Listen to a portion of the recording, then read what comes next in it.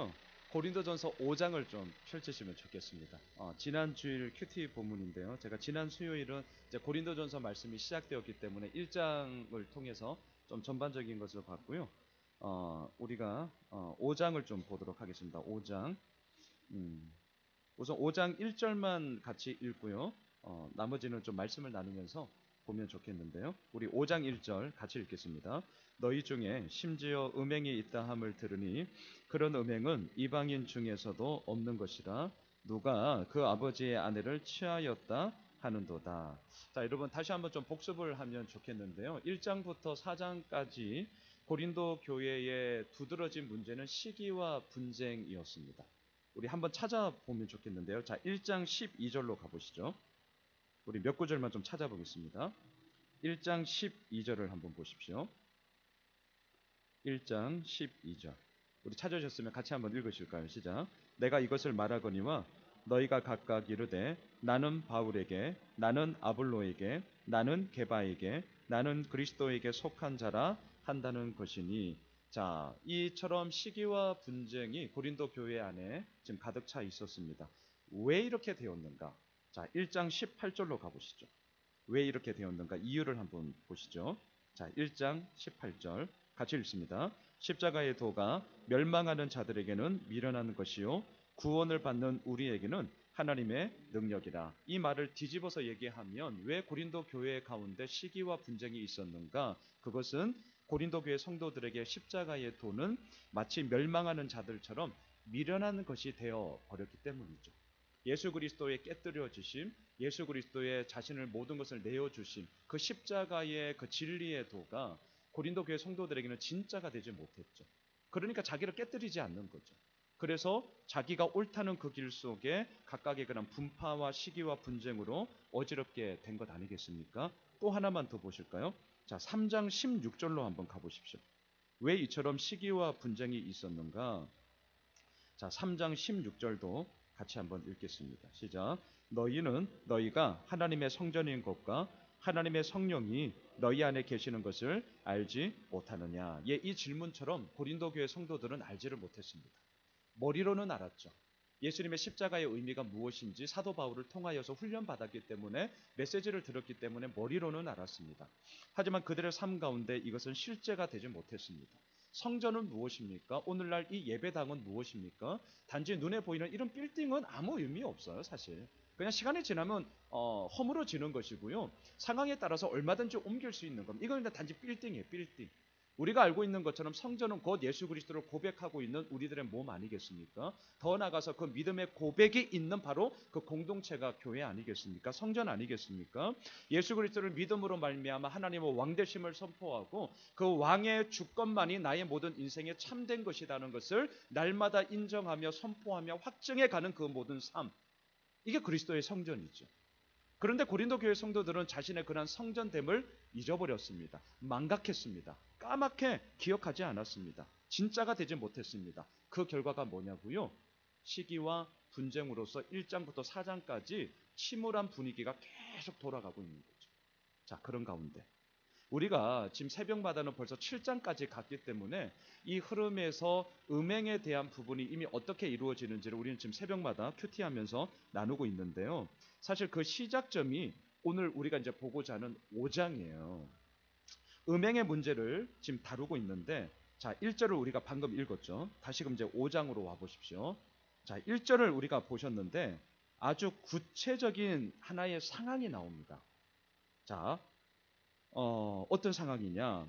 먼저 음행이 이루어졌는데, 자, 음행이란 뭐죠? 성적인 방탕함이죠. 더 구체적으로 얘기하면 결혼 이외의 모든 성적 관계를 우리는 음행이라고 할 수 있습니다. 그런데 안타깝고 충격적인 것은 뭐냐? 1절을 잘 보세요. 그 음행이 지금 어디에 있습니까? 너희 중에. 여기서 너희는 누군데? 세상 사람들이 아니에요. 이 편지를 받고 있는 고린도 교회 성도들입니다. 고린도 교회 성도들 가운데 심지어 음행이 있다함을 사도 바울이 들었어요. 근데 더 충격적인 거, 그 뒷구절을 보세요. 그런 음행은 어때요? 이방인 중에서도 없는 것이었습니다.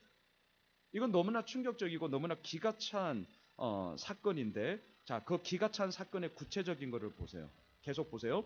누가 그 아버지의 아내를 취하였다 하는도다. 자, 질문. 아버지의 아내가 누구죠? 어머니예요. 자, 이제 이게 지금 가히 진짜 이방인 중에서도 없는 것이라는 말의 의미를 우리가 이제 보게 되는데, 물론 여기서 말하는 아버지 아내는 친어머니는 아니고요. 아버지의 계모나 아버지의 첩의 의미를 가지고 있죠. 여하튼 간에 아버지의 아내를 취하였다라는 것은, 이거는 믿음을 떠나서 도덕 윤리적으로도 이건 말이 안 되는 사건이죠. 너무나 엉망진창이 되어져 버린, 모든 것들이, 모든 기준이 다 사라져 버린 그런 사건이 지금 고린도 교회 성도들 가운데, 세상도 아니에요, 예수 믿지 않는 자들이 아니라 예수 믿는다고 얘기하고 있는 자들 가운데 이 심각한 문제가 벌어졌다는 것입니다. 자, 그렇다면 이제 질문을 던져야죠. 왜 이런 일이 벌어졌나요? 이게 오늘 본문의 포인트예요. 왜 이런 일이 벌어졌는가? 자, 단지 성적인 욕망에 의해서 아버지의 첩이나 아버지의 계모와 함께 그런 성적 관계를 맺은 것인가? 물론 그럴 수도 있을 거예요. 물론 그럴 수도 있습니다. 하지만 오늘 본문을 보시면 그렇게 단순한 접근의 문제가 아니라, 이 문제가 발생하는 데는 크게 두 가지의 배경이 있어요. 두 가지의 배경. 이게 지금 고린도 전서를 우리가 오늘 새벽에도 7장까지 묵상했는데, 이 음행에 대한 배경에서 오늘 나누고 있는 이 내용을 좀 꼭 기억해 주시면 좋겠어요. 첫째, 큰 배경이 있는데, 첫째 시대 정신이고요. 둘째, 돈이에요. 자, 이게 무슨 말인지 제가 좀 설명을 해드리겠습니다. 첫째, 시대 정신인데요. 당시 이 고린도가 처해 있던 곳을 우리는 소위 헬라 세계라고 그러죠. 헬라 세계. 이 헬라 세계의 시대 정신 가운데 이 당시 좀 도드러졌던 것이 뭐냐면 영지주의라는 게 있습니다. 영지주의. 뭐 어려운 게 아닙니다. 육과 영은 분리되어져 있다. 이원론이고요. 더 나아가서는 육은 악한 놈이고 영은 선한 놈이다. 이거예요. 뭐 어려운 게 아닙니다. 자, 그렇기 때문에 육은 악한 것이기 때문에 무조건 이 육은 금해야 되고, 이 육은 저 멀리 해야 되고, 오로지 영적 생활만을 추구해야 된다. 왜? 영이 선한 것이니까. 이러한 시대 상황을 가지고, 이러한 시대 정신을 가지고 추구했던 자들을 우리는 금욕주의라고 그러죠. 금욕주의. 육적인 활동은 모든 게 다 악한 거기 때문에 절대 하면 안 되는 거예요. 결혼 말도 안 되는 거죠. 그냥 속세를 떠나는 거죠. 그래서 수도원 생활을 하거나 아니면 혼자 뭐 돌을 닦거나, 여하튼 뭐 기도원에 들어가서 그냥 영적인 생활만 막 주구장창 하는 금욕주의가 아주 횡행해집니다. 그런데 아이러니한 것은 또 뭐냐? 이러한 영지주의가 다른 극반대의 상황으로 뛰어요. 그걸 우리는 쾌락주의라고 해요. 왜 쾌락주의가 나왔냐면 이런 겁니다. 자, 육은 악한 놈이고 영은 선한 놈이에요. 근데 영과 육은 분리되어져 있어요. 그렇기 때문에 분리되어져 있다는 말은, 다시 말하면 서로 영향을 주지 않는다라고 해석을 하기 시작했습니다. 그러니까 육이 아무리 엉망진창이라 할지라도 나의 선한 영과는 아무 상관이 없다는 거예요. 그러니까 어떻게 살아갑니까? 육적으로 개판치는 거예요. 쾌락주의.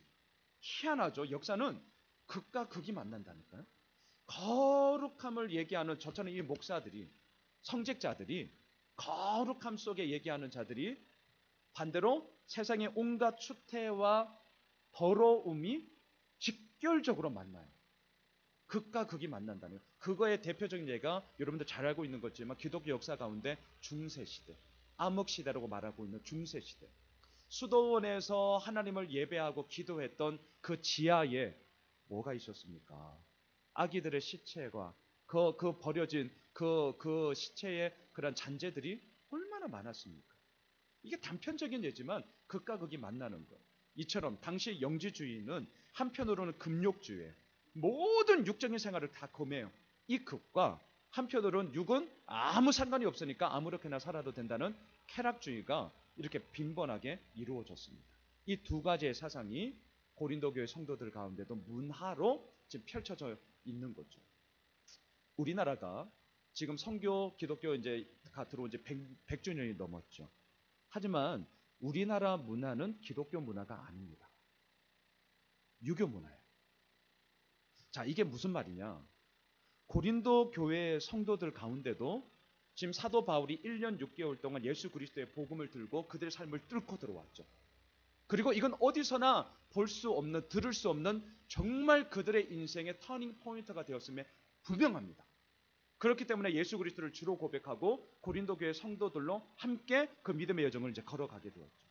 하지만 그럼에도 불구하고 그들의 문화는 금욕주의와 쾌락주의의 이 두터운 이 문화적인 분위기가 그들 가운데 계속 있는 거예요. 우리나라 기독교도 마찬가지거든요.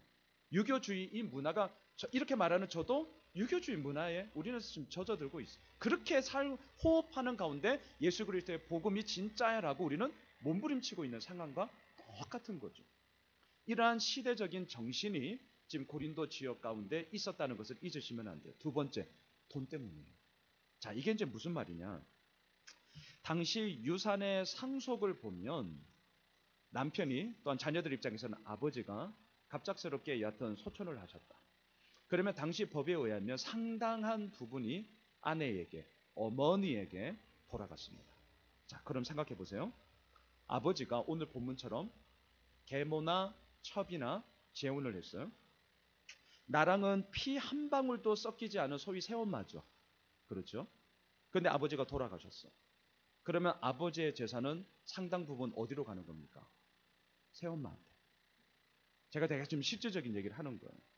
오늘날도 이런 문제가 첨예하게 대립되는 곳 있습니다. 어쩌면 지금 이 자리에 계신 우리 성도님들의 부모님 뭐 그런 연배 뭐 그럴 수도 있죠. 자녀들이 뭐라고 하죠? 저 이런 상담 한 두세 번 그동안 좀 들었는데요. 그냥 아버지 어머니 결혼하지 말고 그냥 연애하세요. 왜 그래요? 우리 솔직하십시다. 왜 그래요? 돈 때문이에요. 정식 결혼하면 유산 상속에 대해서 어지러우니까. 돈 때문입니다. 그래서 예나 지금이나 이런 문제가 첨예하게 대립되죠. 고린도 교회 오늘 본문이 딱 그거예요. 이때 유산 상속에 문제가 생길까 봐 오늘 본문에 나오는 이 형제가, 이름 모를 이 형제가 어떻게 했느냐? 1절, 그 아버지의 아내를 취하였어요. 이게 지금 단지 성적인 욕망 때문에 이 망나니 같은 놈 이렇게 가볍게 단편적으로 넘어가면 안 돼요. 오늘 본문이 이렇게 그냥 단편적인 게 아닙니다. 이 밑에 이면에 깔려있는 그런 시대 정신과 함께 더 실질적인 것은 실은 돈 때문이에요. 돈 때문에. 아마 이 집안은 우리가 뭐 정확하게 알지는 못하지만 돈이 많았을까요? 적었을까요? 당연히 돈이 많죠. 아니 돈이 적으면 이런 고민을 합니까? 안 하죠. 어느 집안이 싸워요? 돈 많은 집안이. 어느 교회가 싸워요? 돈 많은 교회가. 우리 교회 싸울 것도 없어요.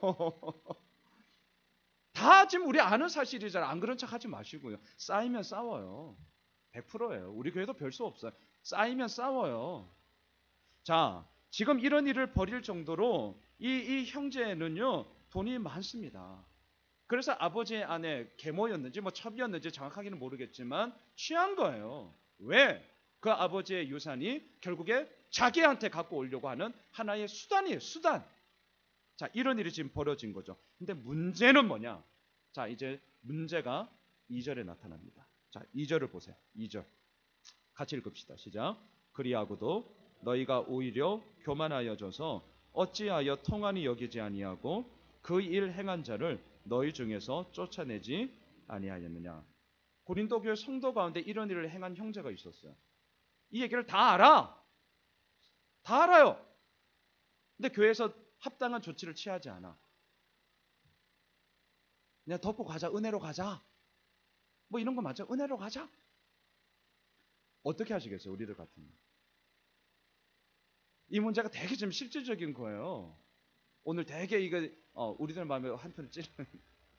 여러분들 같으면 어떻게 하시겠어요? 나가! 우리 교회 오지 마.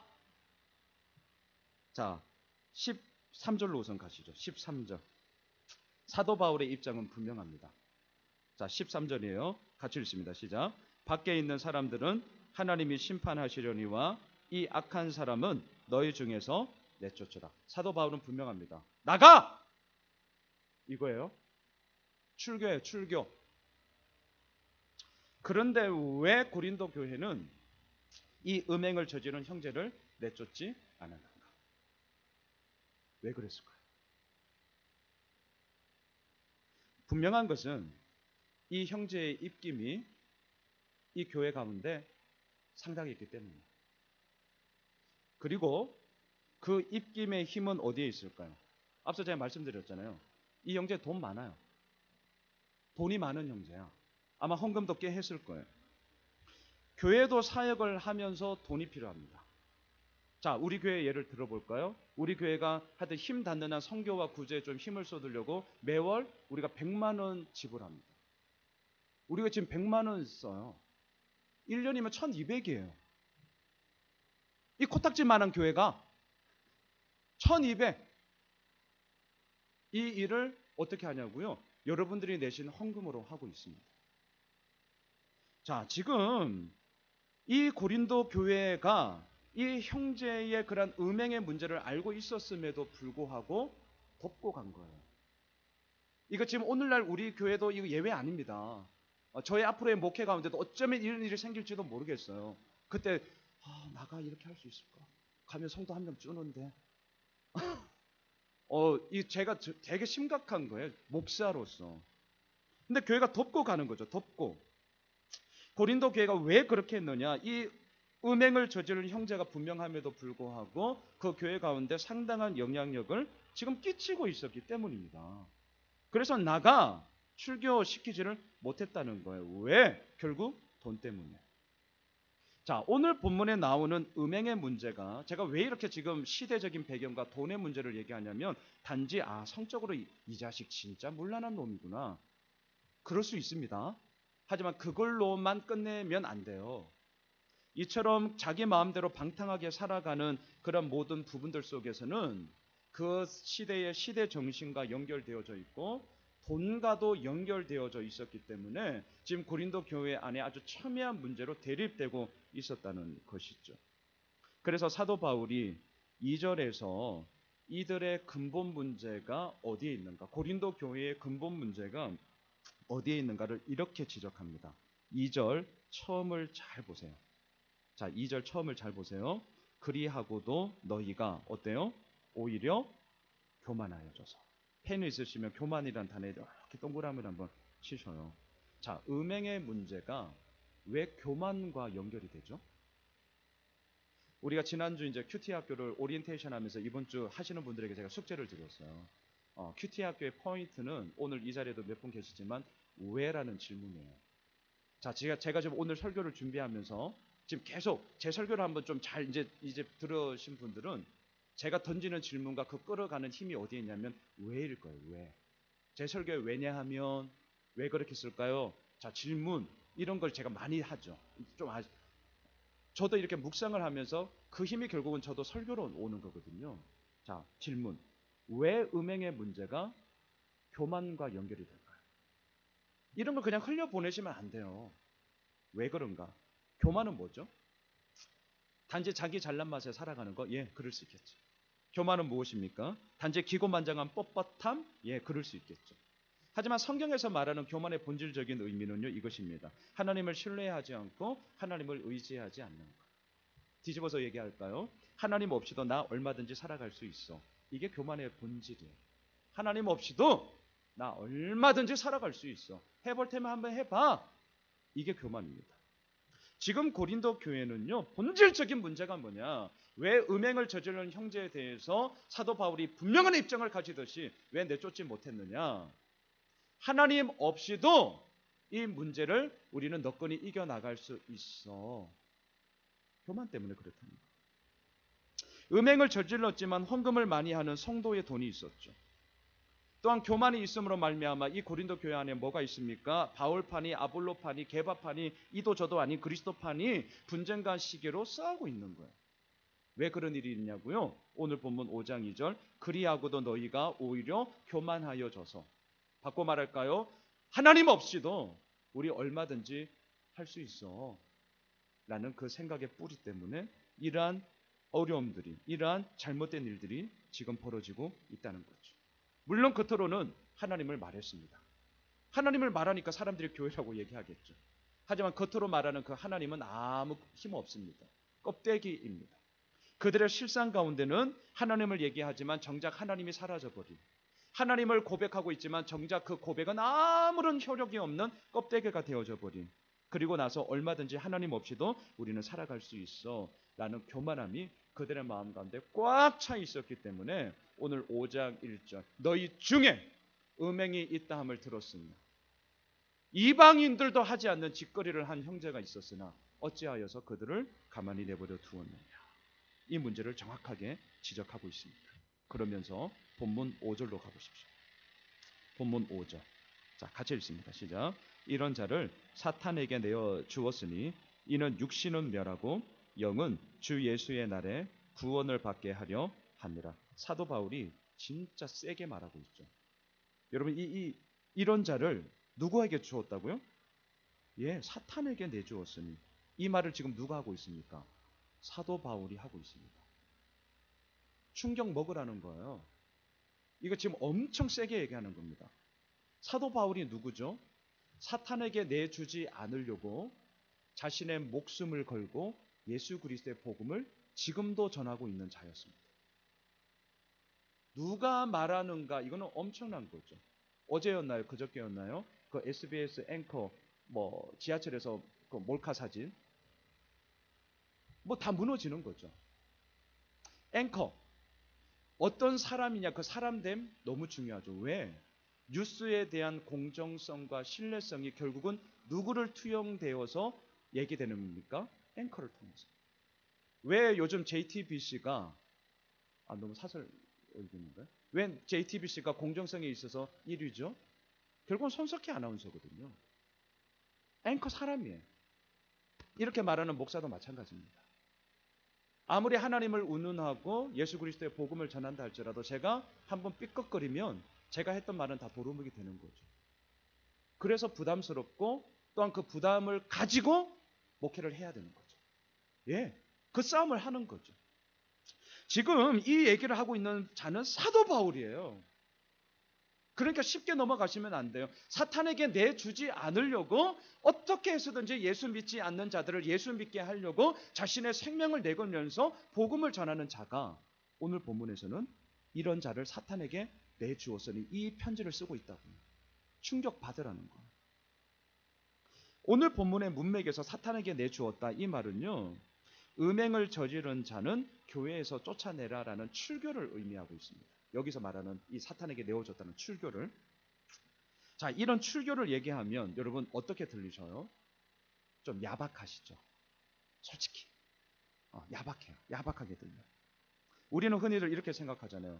교회에서 죄인들을 품어야지 어디에서 죄인들을 품냐. 예, 맞는 말이죠. 맞는 말입니다.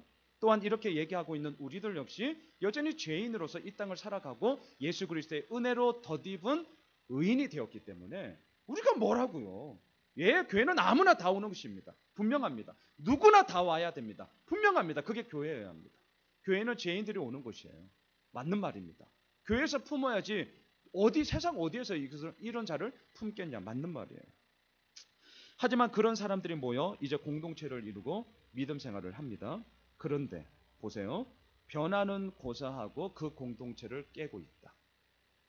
여전히 세상 가운데 지 멋대로 살아가고 오늘 본문처럼 더 많은 돈을 가지기 위해서 음행도 일삼는다. 그런데 그런 자들이 여전히 교회에서 믿음 생활을 한답시고 그런 생활을 하고 있다. 과연 이런 자들을 공동체가 품어야 하는가? 사도 바울은 얘기합니다. 쫓아내라. 쫓아내라. 이유가 있어요. 두 가지인데, 첫째, 먼저 5절을 다시 한번 보세요. 5절을 다시 보세요. 이유의 첫 번째 이유. 5절을 보시면 이런 자를 사탄에게 내주었으니 왜냐하면 이는 보세요. 육신은 멸하고 영은 주 예수의 날에 구원을 받게 하려 합니다. 다시 말할까요? 이러한 출교를 통해서 자신의 잘못을 깨닫고 다시 한번 새롭게 시작할 수 있는 기회가 될 수 있기 때문이라는 거죠. 육적인 생활로 이루어진 죄악의 모든 문제들을 멸하고 회개함으로 말미암아 예수 그리스도의 구원의 은혜가 얼마나 큰지를 깨닫게 하기 위해서 내쫓으라는 거예요. 영구적으로 내쫓느냐? 그건 아니죠. 왜? 그 내쫓음은 정말 너 그냥 꺼져버려. 세상에서 하는 말은 그는 꺼져버려가 아니라 다시금 이 충격과 이 시간을 통하여서 소위 자숙의 기간을 통하여서 너의 너됨이 어디에 있으며 하나님의 하나님이심이 어떻게 네 삶 가운데 이루어지는지를 진정 깨닫고 오라는 하나의 기회로서 쫓아라. 이 얘기를 하고 있다는 겁니다. 이걸 우리가 기억해야겠죠. 두 번째, 왜 내쫓아야 되느냐? 6절로 가보세요. 6절. 자, 같이 읽읍시다. 시작. 너희가 자랑하는 것이 옳지 아니하도다. 적은 누룩이 온 덩어리에 퍼지는 것을 알지 못하느냐? 왜 쫓아야 되느냐? 죄의 강력한 전염성 때문에 그렇습니다.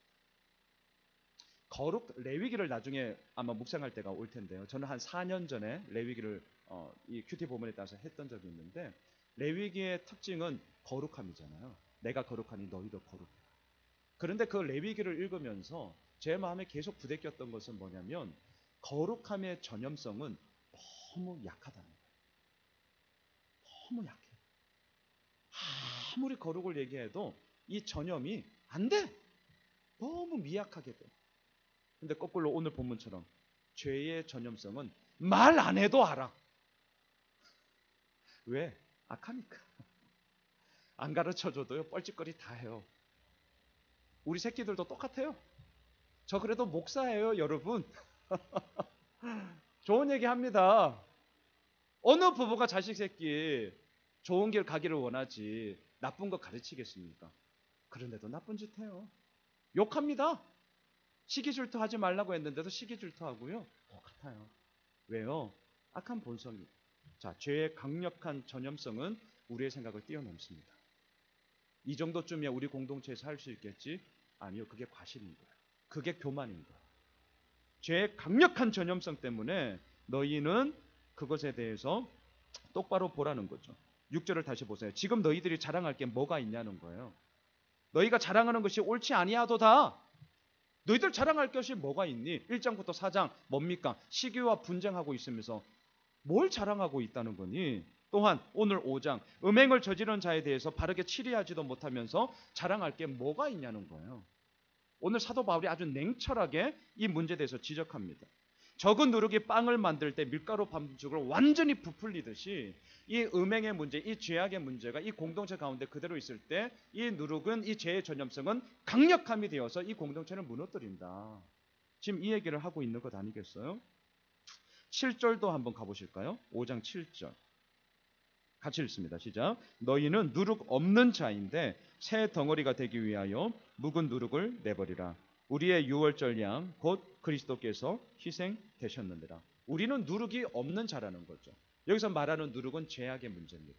어찌하여서 우리가 누룩이 없는 자입니까? 7절 하반절 예수 그리스도의 십자가로 말미암아 유월절 어린 양 대신 예수 그리스도의 피 흘림으로 말미암아 그 모든 죄의 문제가 해결되었기 때문이죠.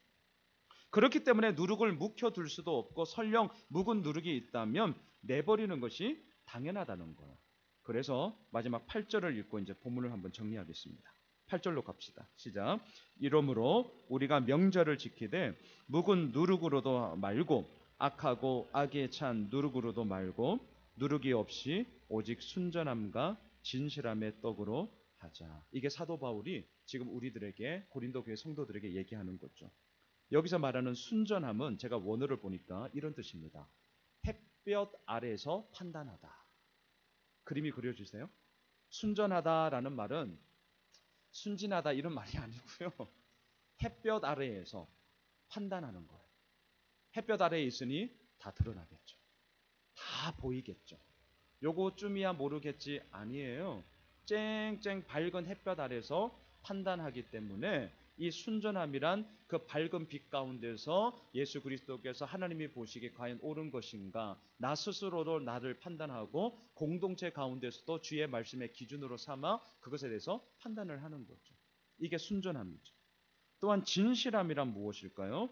원어의 뜻을 보니까 이겁니다. 감추지 않고 드러내는 것.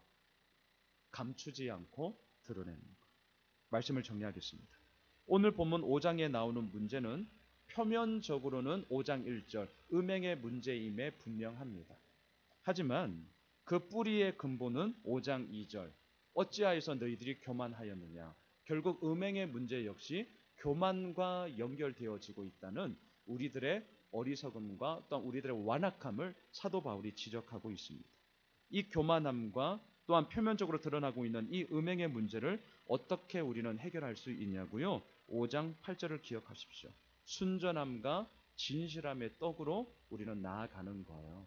순전함이 뭡니까? 햇볕 아래에서 나를 판단하는 거죠. 이 정도쯤이야 아니에요. 나 스스로 그렇게 나 자신을 위안하는 거 필요합니다. 하지만 그것으로만 머무시면 안 됩니다. 햇볕이 뭡니까? 더 궁극적으로는 우리의 참된 생명이 되시는 예수 그리스도의 그 말씀 앞에 나를 밝게 비추어서 판단하는 거죠. 또한 진실함으로 가는 거죠. 감추지 않고 드러내는 거죠. 잘못했으면 무릎 꿇고 잘못했다. 예, 사과하면 되는 것입니다. 또한 잘한 것도 있습니까? 예, 때로는 격려하고 지지하고 인정하면서 칭찬하면서 그 믿음의 여정을 함께 걸어가자고 으쌰으쌰 파이팅하면서 가면 되는 것입니다. 그런 모든 모습 속에 이 고린도 교회는 너무나 묵은 누룩으로 말미암아 그것을 제하지 않음으로 말미암아 이 죄의 전염성 속에 이제 무너져가는 공동체가 되어 버린 것이죠. 바라기는 5장 지난 주일 말씀이었지만 또 계속해서 우리가 7장 음행의 문제의 그런 케이스들을 내일은 새벽에 보니까 결혼, 이혼 정말 지금 실질적인 문제들이 벌어지고 있는데요. 이런 말씀이 우리들 삶 속에 정말 구체적인 하나의 적용점이 되었으면 좋겠고요. 더 중요한 것, 이러한 이야기를 언급하고 있는 사도 바울의 궁극적인 목적은 뭔 줄 아세요? 이러한 삶에 여러 가지 많은 부단한 상황들이 분명히 있거든요. 우리가 때로는 이렇다 저렇다 단칼로 감히 우리가 판단 못합니다. 그렇지 않더라고요. 때로는 케이스 바이 케이스로 그 문제에 대해서 과연 무엇인지 고민할 때가 진짜 많아지더라고요. 하지만 그럼에도 불구하고 이러한 이야기를 언급하며 드러내어서 감추지 않고 드러낸다는 것은 그 모든 사건과 문제를 통하여 예수 그리스도 앞에 나아감, 빛 되시는 하나님 앞에 나 자신을 판단하며 순전함으로 나아감, 결국 이것만이 우리가 온전한 길을 걸어가는 힘이 되더라. 그것을 밝히 드러내며 얘기하고자 함인 것이죠. 오늘 5장 8절 잊지 마십시오. 우리도 순전함과 진실함으로 나아갑시다. 그리고 우리들의 삶뿐만이 아니라 이 예수 호미술 교회도 더 나아가 우리가 접하고 있는 모든 이들에게도 순전함과 진실함의 떡으로 나도 먹고 남도 먹이고 그리함으로 우리 모두가 함께 살게 되어지는 그런 복된 은혜가 우리 모두에게 주어지길 예수 그리스도의 이름으로 축원합니다. 우리 함께 찬양할까요? 나의 영혼이 잠잠히 하나님만 바라며 나의 구원이 그에게서 나는도다. 다시 한번 우리들의 영혼이 우리들의 삶의 방향이 과연 무엇을 향하여 푯대를 맞추어 가고 있는지 한번 돌아보고요. 우리 찬양 이후에 오늘 말씀 붙잡고 함께 기도하는 시간 갖겠습니다. 나의 영혼이